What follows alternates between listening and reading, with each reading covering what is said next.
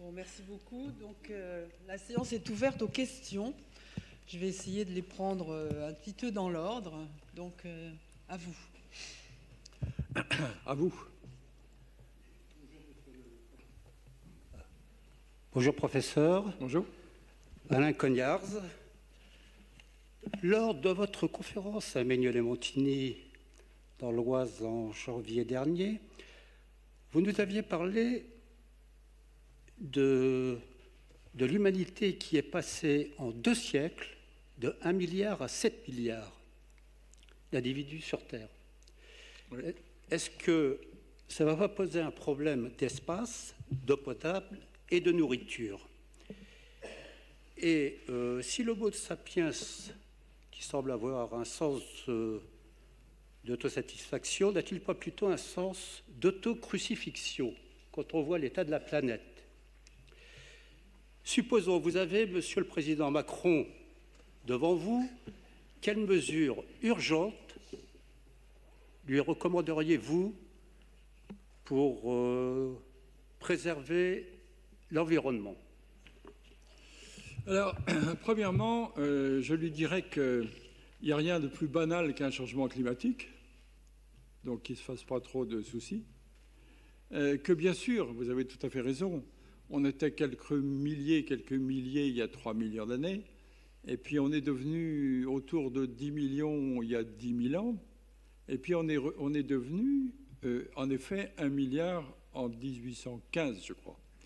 Et donc, en 2 siècles, on est passé d'1 milliard à presque 8 milliards. Presque 8 milliards, vous dites 7, mais vous êtes en dessous de la réalité, là. Bonjour, Monsieur Cognards, d'ailleurs. Et je lui dirais, bien sûr que les choses se sont transformées, bien sûr que cet accroissement de la population est tout à fait extravagante et qu'elle ne peut entraîner que des bousculades. Donc, il faut s'y attendre. Et il faut savoir que le climat change et que l'homme y a peut-être participé, en tout cas même si la COP 21 réussit et même si on arrive à réduire de quelques degrés ce qui est attendu, c'est pas ça qui va changer grand-chose au départ parce que il y a une inertie et quelque chose qui est parti, c'est-à-dire que le Groenland fond, 3000 mètres de glace quand même, donc l'eau va monter. Donc, moi, j'habiterai au bord de la mer, je vendrai vite ma villa. Et c'est une réalité. Alors, c'est une réalité, encore une fois, qui est d'autant plus importante que, en effet, cette humanité s'est accrue sur le plan démographique, mais que cette histoire est ancienne. Moi qui m'occupe, comme je vous l'ai dit tout à l'heure, des monuments mégalithiques, les monuments mégalithiques, ils ont quand même 7000 années. Et la plupart de ces monuments ont les pieds dans l'eau, et les pieds dans l'eau, c'est dû à une époque où il n'y avait pas d'humains pour pousser à la transformation du climat. Donc c'est une vieille histoire. Et on triche à ce sujet-là. Par exemple, le lac Tchad. Moi, j'ai étudié le lac Tchad. Et dans un film fameux, qui d'ailleurs a obtenu le prix Nobel, dans un film fameux, on dit qu'on est passé d'un Tchad qui avait la taille de la mer Caspienne au Tchad actuel qui avait 2000 km² quand j'y étais, qui maintenant en a beaucoup moins. C'est vrai, mais en même temps, ce n'est pas dû à l'homme. Enfin, quand on est passé de ce grand Tchad, de ce méga Tchad, grand comme la Caspienne, à ce Tchad d'aujourd'hui, à ce lac Tchad d'aujourd'hui, il y avait quelques milliers d'habitants sur ces territoires-là, et c'est pas ça qui a fait la transformation du lac. Autrement dit, le changement climatique existe. Le changement climatique existe et il existera. Et même si on le tempère un peu, si même on fait attention et si on ne fait pas n'importe quoi, bien sûr qu'on va le réduire. Mais il ne faut pas se mettre dans la tête syndrome de ma belle-mère. On ne va pas retourner à une situation antérieure. On ne va pas retourner à une situation antérieure.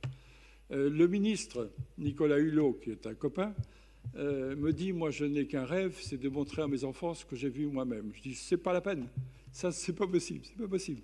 Ils verront d'autres choses, ça sera aussi joli, ça sera aussi extravagant, aussi extraordinaire, mais ils ne verront pas la même chose que ce que tu as vu. Bon, il faut se mettre ça dans la tête, c'est tout. Ne faites pas comme ma belle-maman, quoi.